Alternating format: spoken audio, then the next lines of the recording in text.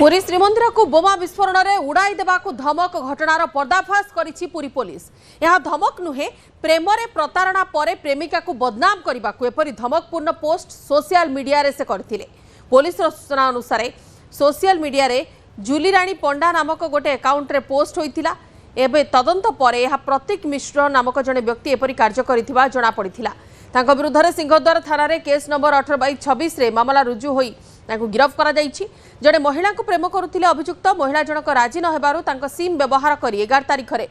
तांको नाम रे अकाउंट खोलिथिले। तांको बदनाम करबा को एपरी कार्य घटाइथिले प्रतीक। सहयोगी अक्षय अछंती हमस्त फोन लाइन रे। अक्षय पूरा घटना जतबेले पर्दाफाश होईछि ए घटना नै कि पुलिस प्राथमिक प्रतिक्रिया रे कोन केमति कहूछि? देखो ये घटना पूरी पुलिस में गोटे चैलेंज था कारण गोटे पटे एभली लिखा कारण मंदिर सहित ग्रांड सेंटर ता सहित पुणी राज्यसभा सांसद को गोली मारिबा ए सब घटना पूरी पुलिस पे मुंडबिंदा कारण पड़ता पूरी पुलिस संपूर्ण भाव से यूआरएल को नहीं तदंत करथिला एवं तादरे से जणा पड़ला से प्रतीक दास जे रहिसंती से एआई यूआरएल टी व्यवहार करथिले एवं ए मोबाइल टी करथिले प्रतीक मिश्र जे गिरफ्त होइसंती से स्वीकार करछथि कि से प्रेम रे विफल हेबारु तांको स्त्री नारे एक फेक आईडी करथिले जा होची जुलियाणी पंडा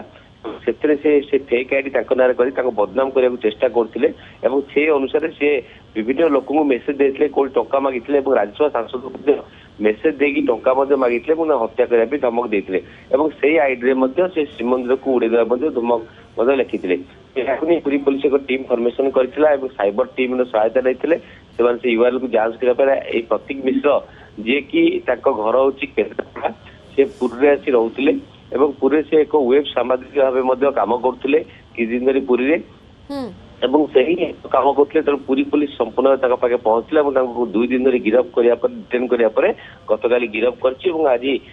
ताको कराइछि मध्ये एवं ताको नाम रे मध्ये एक मामला रुजु कराइछि एवं सेते सिंहद्वार थाना रे 18/26 एक मामला रुजु कराइछि। विशेष भाव में जदि कहबा तबे एही से प्रेम रे विफल होइकिरी एभली भाव रे एक प्लान करथिले जा फळे तांको प्रेमिका को बदनाम करिबा एवं ता सहित लोक माननको हैरान करिबा एही उद्देश्य थिला जोथिरे कि तांको प्रेमिका बदनाम हेबे। तो प्रेम रे विफल होई से एभली एक प्रयास करथिले कि पूरी पुलिस मने धरिबार सफल होईछि कारण देखु कि से खाली सेतिक न श्रीमंदिर ग्रांड सेंटर को उड़े देवा बोमा पकेबा एभली जे घटना प्रथम घटना एभली सोशल मीडिया लेखार उद्देश्य कौन थिला तेणु ताको नै कि पूरी पुलिस तदंत कर से मानसिक